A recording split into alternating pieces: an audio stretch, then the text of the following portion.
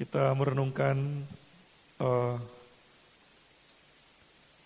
spiritual blessing hari ini temanya. Berkat bagi pengikut Kristus. Efesus 1. Kita buka Alkitab kita dari Efesus pasal 1 ayat 3 sampai 14. Terpujilah Allah dan Bapa Tuhan kita Yesus Kristus, yang dalam Kristus telah mengaruniakan kepada kita segala berkat rohani di dalam surga. Sebab di dalam Dia Allah telah memilih kita sebelum dunia dijadikan, supaya kita kudus dan tak bercacat di hadapannya. Dalam kasih Ia telah menentukan kita dari semula oleh Yesus Kristus untuk menjadi anak-anaknya, sesuai dengan kerelaan kehendak-Nya. Supaya terpujilah kasih karunia-Nya yang mulia, yang dikaruniakannya kepada kita di dalam Dia yang dikasihinya. Sebab di dalam Dia dan oleh darah-Nya kita beroleh penebusan, yaitu pengampunan dosa menurut kekayaan kasih karunia-Nya, yang dilimpahkannya kepada kita dalam segala hikmat dan pengertian. Sebab Ia telah menyatakan rahasia kehendak-Nya kepada kita, sesuai dengan rencana kerelaan-Nya, yaitu rencana kerelaan yang dari semula telah ditetapkannya di dalam Kristus, sebagai persiapan kegenapan waktu, untuk mempersatukan di dalam Kristus sebagai kepala segala sesuatu, baik yang di surga maupun yang di bumi. Aku katakan di dalam Kristus, karena di dalam Dialah kami mendapat bagian yang dijanjikan kami dari yang semula ditentukan untuk menerima bagian itu, sesuai dengan maksud Allah, yang dalam segala sesuatu bekerja menurut keputusan kehendak-Nya, supaya kami yang sebelumnya telah menaruh harapan pada Kristus, boleh menjadi puji-pujian bagi kemuliaan-Nya.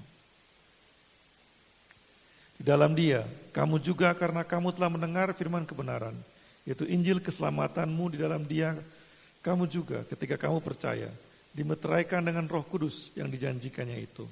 Dan Roh Kudus itu adalah jaminan bagian kita, sampai kita memperoleh seluruhnya, yaitu penebusan yang menjadikan kita milik Allah untuk memuji kemuliaan-Nya. Haleluya. Teman-teman yang dikasihi Tuhan, tema firman hari ini sangat karismatik sekali. Berkat. Kita bicara tentang berkat.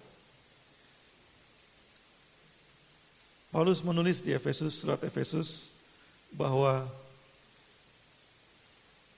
kedatangan Yesus, kedatangan Kristus ke tengah dunia adalah untuk memberikan berkat. Kalau dengar kata berkat, kita langsung senang gitu ya. Jadi semua orang yang di dalam Kristus pasti akan diberkati. Itu yang Paulus katakan. Itu kita mau lihat di dalam Kristus, teman-teman. Apa yang Paulus maksud dengan di dalam Kristus? Karena tadi dari Efesus pasal 1, dari ayat 3, berkali-kali Paulus menyebutkan di dalam Kristus. Yang dimaksud Paulus dari di dalam Kristus adalah semua aspek hubungan kita dengan Kristus. Itu kita digambarkan, Paulus menggambarkan ketika Kristus datang dan Dia datang untuk memberi dirinya kepada kita, maka di dalam Kristus itu artinya kita masuk dalam hubungan dengan Kristus, hubungan dalam semua aspek antara kita dan Kristus. Teman-teman tahu hubungannya. Hubungan itu bukan hanya sekedar say hi, selamat pagi, selamat siang, selamat malam gitu ya. Hubungan itu bukan sekedar teman WhatsAppan atau teman di Facebook, di sosial media. Hubungan itu adalah sesuatu yang melangkah lebih jauh. Kadang kita kenal orang dan kita jadi suka dengan orangnya karena hal-hal yang kita lihat. Kita lihat, wah orangnya ganteng, lalu kita mau suka dengan dia. Atau orang yang murah senyum. Biasanya kita tertarik dengan orang yang murah senyum. Begitu enggak? Orang yang banyak senyumnya itu punya daya tarik. Orang yang jarang senyum, seperti saya gini, enggak akan banyak yang tertarik. Gitu ya. Jadi harus ada cara lain untuk membuat orang mau tertarik sama saya. Tapi orang yang murah senyum, biasanya orang akan tertarik.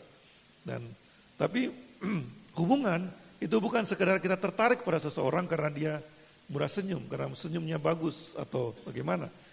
Hubungan adalah sesuatu yang terjadi ketika kita tertarik untuk datang dan kemudian kita membuka diri kita kepada orang itu dan orang itu pun membuka dirinya kepada kita dan terjadi interaksi. Nah, Kristus datang ke dunia ini teman-teman membuka dirinya. Dia membuka dirinya supaya semua orang mengenal dia. Dia membuka dirinya supaya semua orang tahu apa yang dia lakukan. Dan bahkan dia memberi dirinya, mengorbankan dirinya, mati di kayu salib. Karena itu dari pihak Kristus, dia sudah buka diri. Nah, bagaimana dengan kita? Apakah kita mau masuk dalam hubungan dengan Kristus? Kita harus membuka diri kita untuk menerima Kristus. Ketika kita menerima Kristus, maka Paulus mengatakan kita berada di dalam Kristus. Di dalam Kristus. Dan setiap orang menerima anugerah yang sama.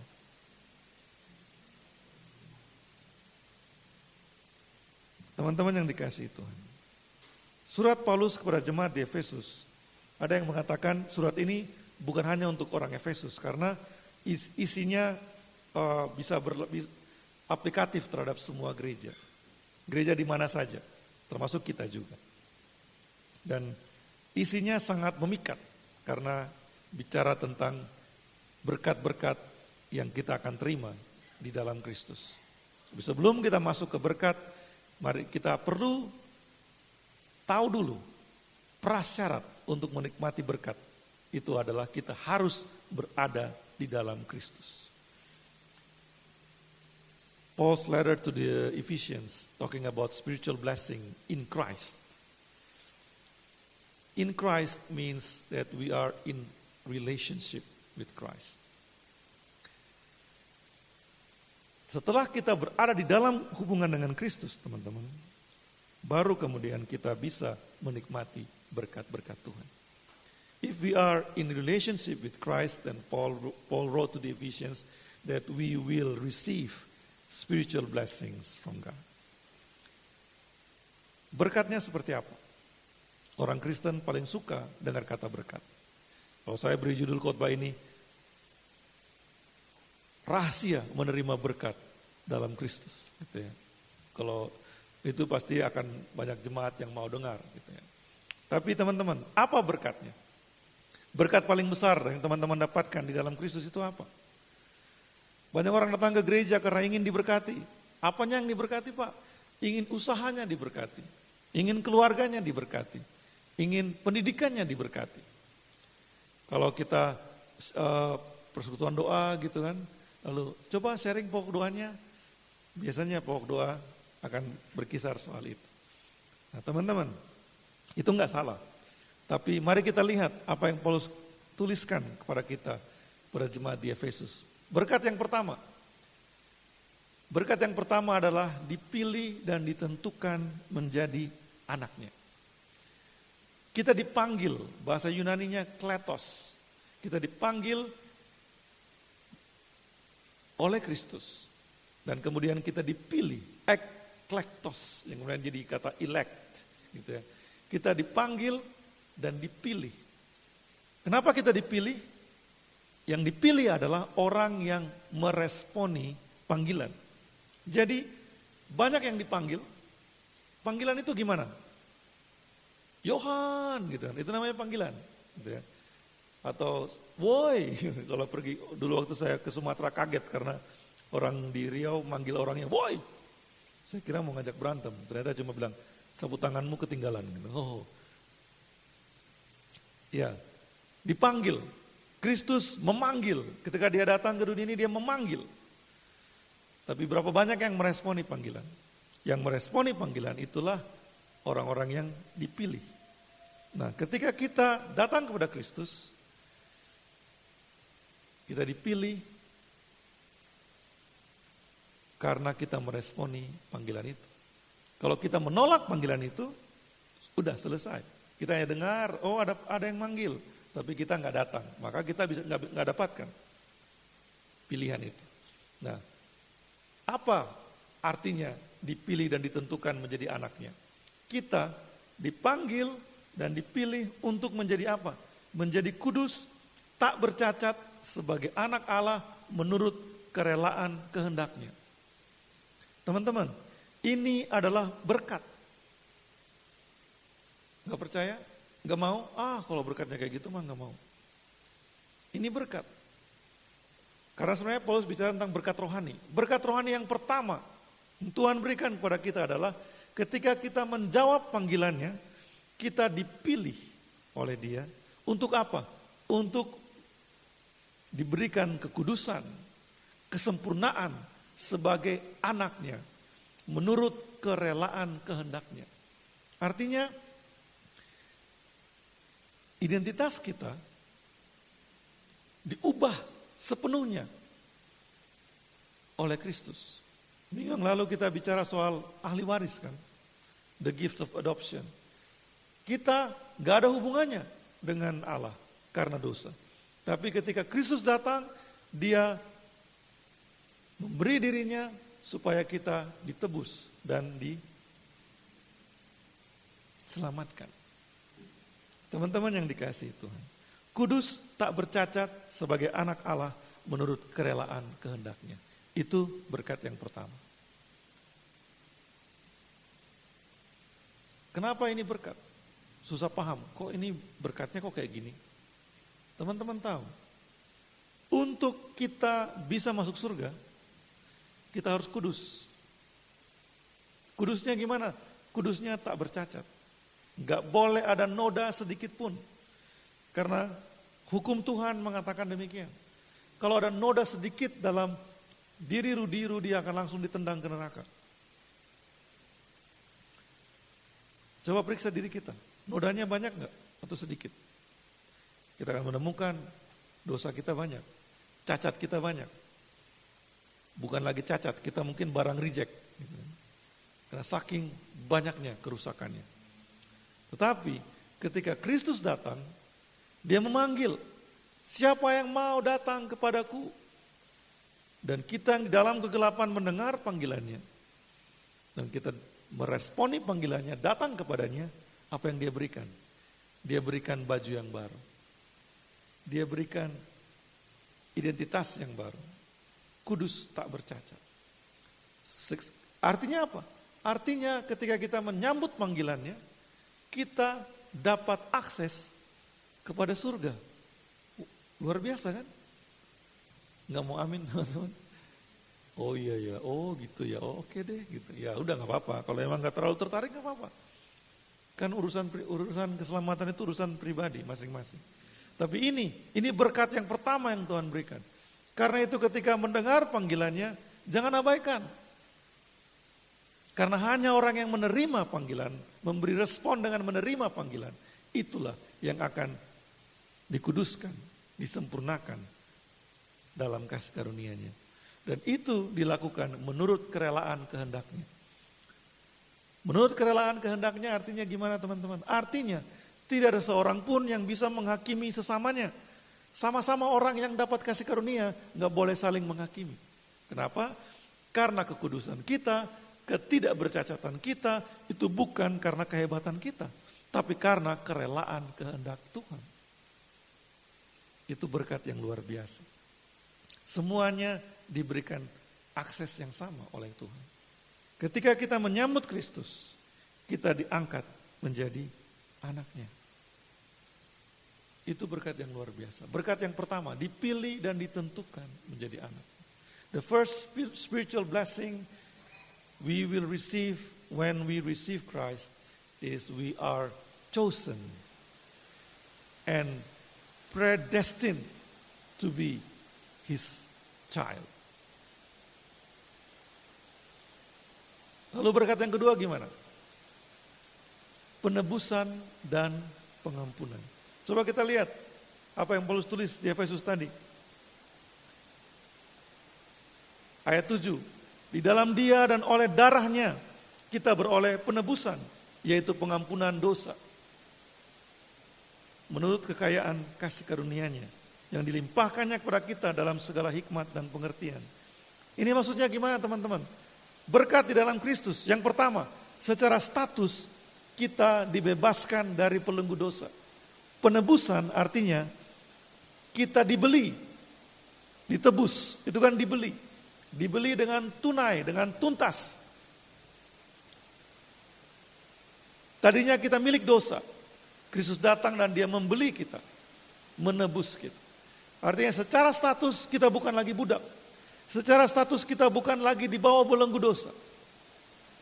Tapi bukan hanya itu teman-teman. Kita beroleh penebusan, yaitu pengampunan dosa yang dilimpahkannya kepada kita dalam segala hikmat dan pengertian.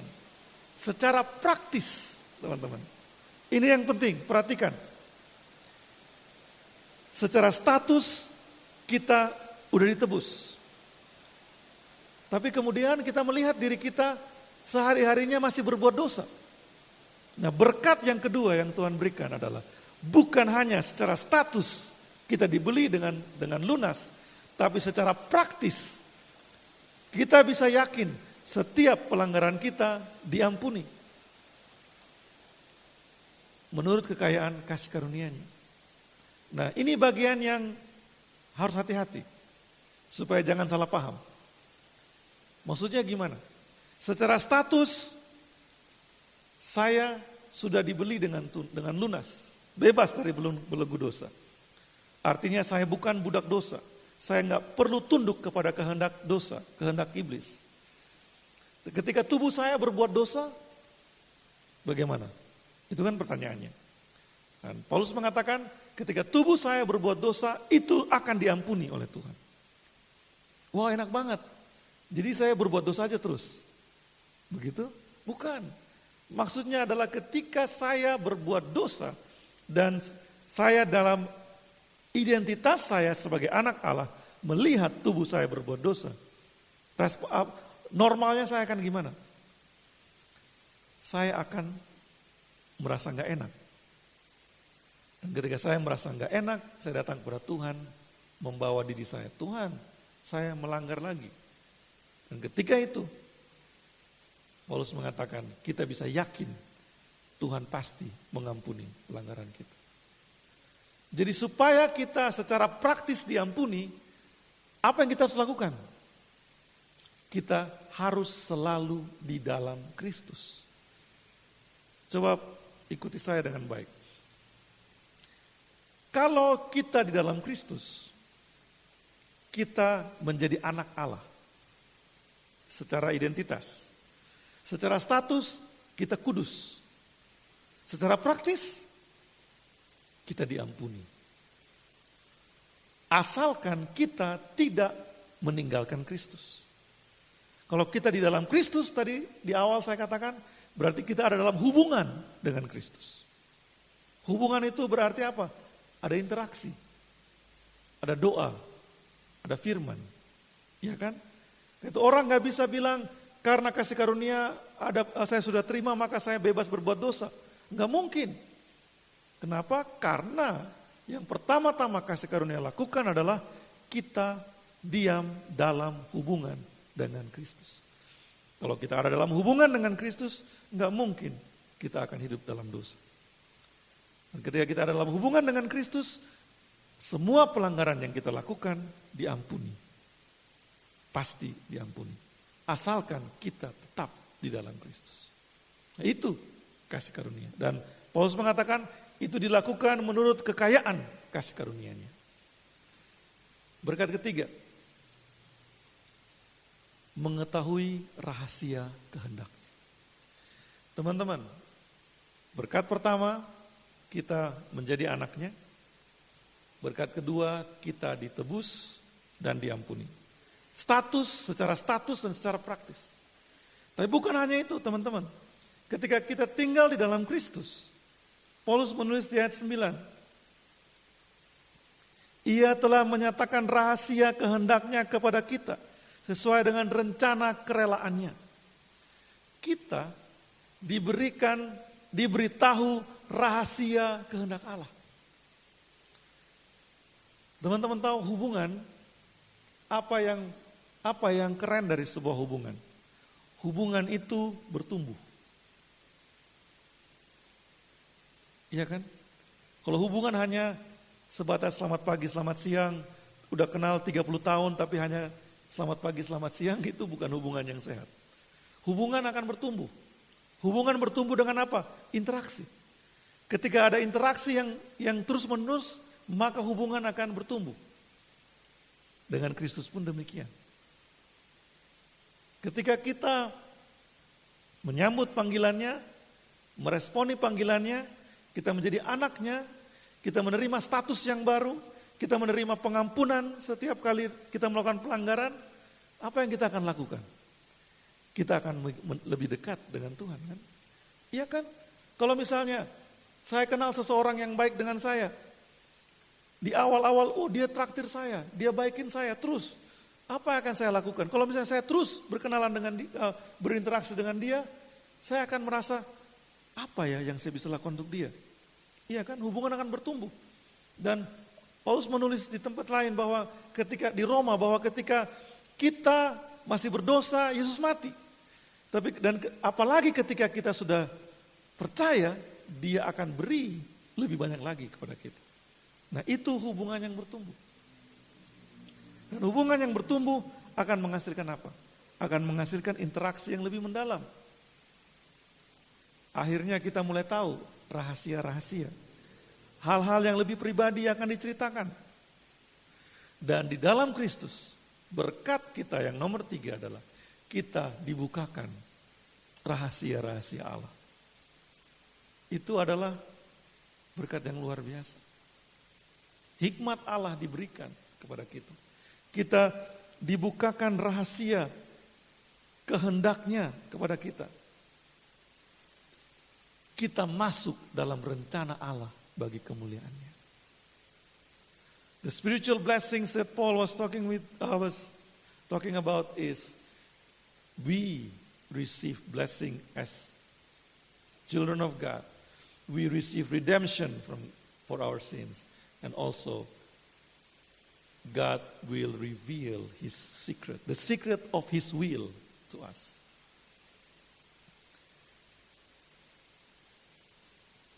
It will happen if we live in Christ. And being in Christ means that we live in a relationship with Christ.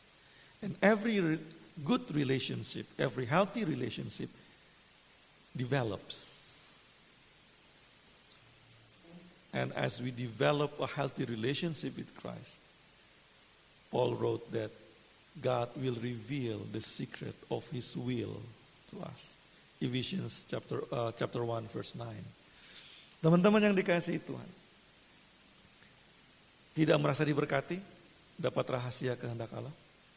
Bukan hanya itu, kita menjadi bagian dalam pekerjaan Allah di dunia ini. Dalam rencana besar keselamatan Allah untuk umat manusia, ada kita yang dilibatkan. Itu kan berkat yang luar biasa. Tadinya hidup kita sia-sia, hanya kejar duit, cari duit. Atau kalau nggak cari duit, cari cewek. Kalau cowok-cowok ya, kalau cewek cari cowok. Hanya untuk memuaskan hawa nafsu. Tadinya hidup kita hanya untuk memuaskan nafsu kedagingan kita. Tapi ketika Kristus datang memanggil kita, memilih kita, dan kita menyambut pilihan itu, kita hidup dalam hubungan dengan Dia, apa yang akan terjadi? Apa yang akan terjadi? Kita akan menjadi bagian dalam pekerjaan Allah di dunia ini. Mengambil bagian yang luar biasa. Mengetahui rahasia kehendaknya. Itu berkat yang besar. Ya, gak tahu sih, bagi teman-teman mungkin itu gak terlalu penting. Lebih penting punya uang banyak kok Pak. Itu terserah. Tapi Paulus menulis pada jemaat di Efesus, kita akan menerima berkat-berkat ini kalau kita tinggal di dalam Kristus. Berkat yang keempat, kita menerima warisan dari Allah. Another blessing that we will receive inheritance from God. Warisannya di sini tentu bukan warisan materi duniawi. Kita menjadi puji-pujian bagi kemuliaannya. Dan Paulus menulis lagi, Roh Kudus menjadi jaminan sampai kita memperoleh sepenuhnya. Teman-teman, menjadi ahli waris itu idaman. Kalau orang tuanya kaya. Kalau orang tuanya banyak hutang, nggak ada yang mau jadi ahli waris karena akan mewarisi hutang. Tapi kalau kita punya orang tua yang kaya, kita akan senang, bahkan rebutan warisan. Dan Paulus menulis, kita di dalam Kristus, kita memperoleh warisan Allah. In whom also we were assigned an inheritance.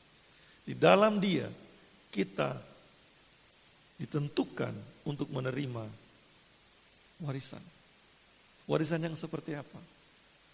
Warisan kekekalan. Warisan damai sejahtera. Warisan sukacita. Warisan semua yang ada pada Allah bisa kita terima. Kasih-Nya. Mengasihi itu teman-teman gak gampang. Kenapa? Karena mengasihi itu berarti mengorbankan diri. Banyak orang mengasihi dirinya lebih dulu baru mengasihi orang lain. Dan bahkan ketika mengasihi orang lain, dia sebenarnya sedang mengasihi dirinya. Karena manusia lahir dengan ego yang besar. Untuk bisa mengasihi sehingga sampai mengorbankan nyawa, itu butuh kasih karunia. Orang lebih suka menerima daripada memberi. Orang lebih suka memanfaatkan daripada memberi dirinya untuk dimanfaatkan. Orang lebih suka ngambil daripada memberi. Di dalam Kristus, kita menerima warisan kasih Allah juga. Kita belajar untuk mengasihi orang seperti Kristus telah mengasihi kita. Itu adalah warisan yang Tuhan berikan bagi kita. Dan Paulus mengatakan, Roh Kudus adalah jaminan sampai kita memperoleh sepenuhnya. Teman-teman yang dikasihi Tuhan, hidup di dunia ini cuma sementara. Mau dapat berapa banyak harta di dunia ini? Setiap orang punya impian masing-masing. Hidup di dunia ini cuma sementara. Mau setenar apa di dunia ini? Mau seberkuasa apa di dunia ini? Setiap orang punya keinginannya masing-masing. Tapi satu hal kita harus tahu, bahwa setelah hidup di dunia ini ada kekekalan. Dan apa yang kita sudah lakukan untuk kekekalan itu? Hari Natal adalah kelahiran Yesus di tengah-tengah kita. Kedatangan Yesus adalah untuk memberikan kita jati diri yang baru. Ketika Kristus datang, Dia memberikan kita jati diri yang baru. Gift of adoption. Dan ketika kita menerima itu, kita bukan hanya sekedar diselamatkan, teman-teman.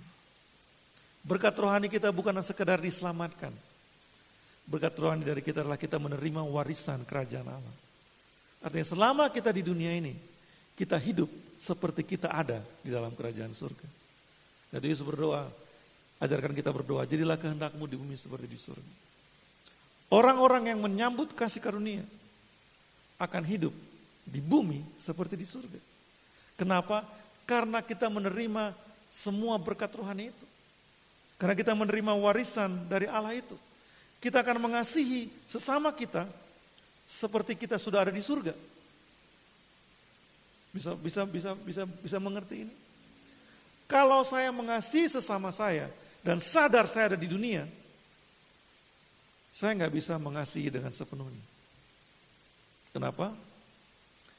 Ketika dia butuh uang, ketika saya punya uang, dia dalam keadaan yang sangat membutuhkan. Sehingga saya harus bantu dia. Ketika dia punya uang, apa yang terjadi? Dia juga dalam keadaan yang sangat membutuhkan. Sehingga dia gak bisa bantu saya. Orang dunia kayak gitu. Dong gak yang saya... Ketika saya punya uang, Dia dalam keadaan yang sangat membutuhkan. Sehingga saya harus bantu dia. Ketika dia punya uang, dia dalam keadaan yang sangat membutuhkan. Sehingga dia nggak bisa membantu saya. Di dunia tuh kayak gitu. Kita akan terus ketemu orang-orang seperti itu. Sehingga ketika kita mau mengasihi, kita akan pikir, nanti gimana? Teman-teman, kalau kita masih berpikir seperti orang yang hidup di dunia, kita nggak akan pernah bisa mengasihi seperti itu. Untuk bisa mengasihi seperti Kristus mengasihi kita, kita harus mengasihi seperti kita ada di surga, bukan di dunia. Untuk bisa berkorban demi orang lain, kita harus bisa hidup seperti kita sudah di surga, bukan di dunia. Nah itu teman-teman, itu rahasia yang kita perlu belajar dari Kristus. Orang Kristen pun banyak yang hidup seolah-olah dunia ini segala-galanya. Dan gak memikirkan setelah hidup ini akan seperti apa. Karena itu teman-teman, hari ini saya mengajak kita untuk merenungkan ini. Identitas sejati kita di dalam Yesus. My true identity in Jesus. Pertama, I am blessed with all spiritual blessing. Saya diberkati dengan semua berkat rohani. Yang kedua, I am chosen by God. Saya dipilih oleh Allah. Yang ketiga, I am a child of God. Saya dijadikan anak Allah. Yang keempat, I am highly favored. Saya menerima kasih karunia yang luar biasa besar. Kemudian yang kelima, I am forgiven completely. Saya diampuni pelanggaran-pelanggaran saya. Yang keenam, I am included in God's plans. Saya dilibatkan dalam rencana Allah. Yang ketujuh, I am an heir of God. Saya pewaris Allah. Dan yang kedelapan, I am sealed with the Holy Spirit. Saya mendapat jaminan dari Roh Kudus bahwa itu semua adalah diri saya. Memasuki tahun 2021 teman-teman. Saya merenungkan, mau dibawa kemana gereja ini? Saya sampai pernah berpikir, kita udahan aja di 2020. Angkanya juga keren kan, 2020. Setelah 2020 udah selesai, tutup. Gitu. Saya sampai berpikir kayak gitu. Apa artinya bergereja? Setelah pandemi kita melihat orang bergereja buat apa? Tapi kemudian Tuhan berikan firman ini. Kita siapa? Di dalam Kristus kita siapa? Ini bukan organisasi yang kita kerjakan. Ini bukan soal bikin perkumpulan untuk dikenal orang. Bukan. Ini adalah soal menghidupi identitas kita di dalam Kristus. Tahun 2021, Gereja Shine akan berjuang untuk menghidupi identitas kita di dalam Kristus. In the new year, our struggle will be how to live in our true identity in Jesus.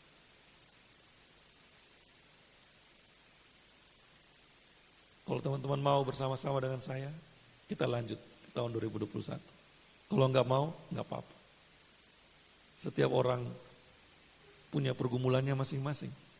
Tapi satu hal, Yesus sudah berikan identitas yang baru kepada kita.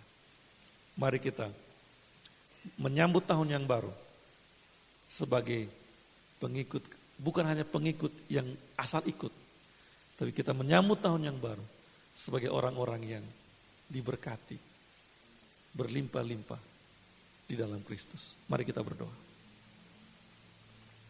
Tuhan, terima kasih untuk waktu ini. Terima kasih untuk tahun yang baru yang Tuhan berikan bagi kami. Kami mau hidup seperti identitas kami di dalam Yesus. Kami mau hidup sebagai murid-murid Kristus yang menghidupi Kristus sedemikian rupa sehingga dunia melihat Kristus di dalam kami. Tolong kami yang penuh kelemahan dan kekurangan ini ya Tuhan. Di dalam nama Yesus. Semua kita yang percaya katakan.